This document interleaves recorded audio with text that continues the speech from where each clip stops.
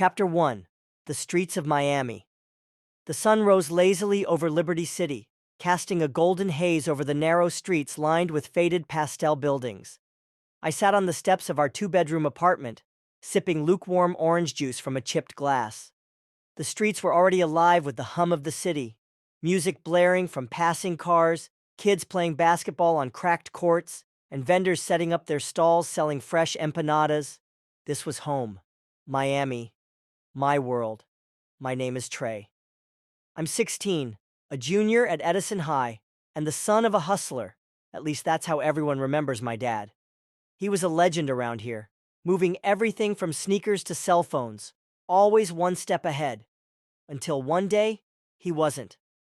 A deal went south, and now his hustle is etched on a headstone at Lincoln Memorial Cemetery. Mom doesn't talk about it much.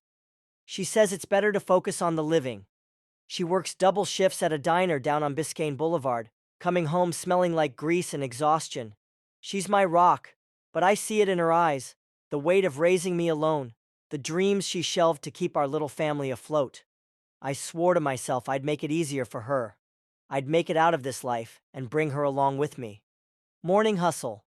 Every morning starts the same. I wake up at 5 a.m., not because I'm an early bird, but because time is money, and I don't have a second to waste. I've been flipping sneakers online, cleaning up used Jordans and Yeezys I find at thrift shops and reselling them for a profit. It's not much, but it's a start. Today was no different. After breakfast, I grabbed my backpack stuffed with notebooks and 2 pairs of sneakers I planned to sell. School was my hustle ground. There was always someone looking for fresh kicks, and I was the plug. "Don't forget to take the trash out, Trey," Mom called as I headed for the door. Her voice was warm but firm, the kind of voice that reminded you she was the boss. "I got it, Ma," I shouted back, dragging the black bag to the curb. The smell of last night's fish dinner wafted up, and I wrinkled my nose. Life wasn't glamorous, but it was real. School dreams and street schemes. At school, the grind didn't stop. Between classes, I was slipping business cards into lockers, cheap ones I designed on my mom's ancient laptop. They read, "Trey's Kicks, stay fresh, stay fly." Business was slow, but the buzz was building. I had a plan. Expand the sneaker hustle, save enough to buy a heat press machine, and start customizing t-shirts. At lunch, I sat with my boy Marco, my right-hand man. He was the brains behind my hustle, always coming up with wild ideas. "Yo, Trey," Marco said, mouth full of cafeteria pizza. "You ever think about flipping phones? I know a guy who can unlock 'em cheap." "Phones, huh?" I leaned back considering the idea. "Could be risky, but if the money's right." "That's what I'm saying. We just gotta be smart about it." Smart. That word stuck with me. My dad was smart too, but smart wasn't enough. You needed luck, timing, and a whole lot of hustle. The night hustle. After school, I hit the basketball courts.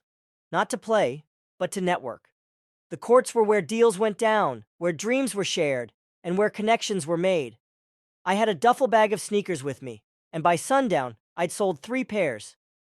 As the city lights flickered on, I walked home with $200 in my pocket. It wasn't much, but it was a start. Mom was already asleep when I got in. I left half the money on the kitchen counter under a sticky note that read, "For groceries. Love you, Ma."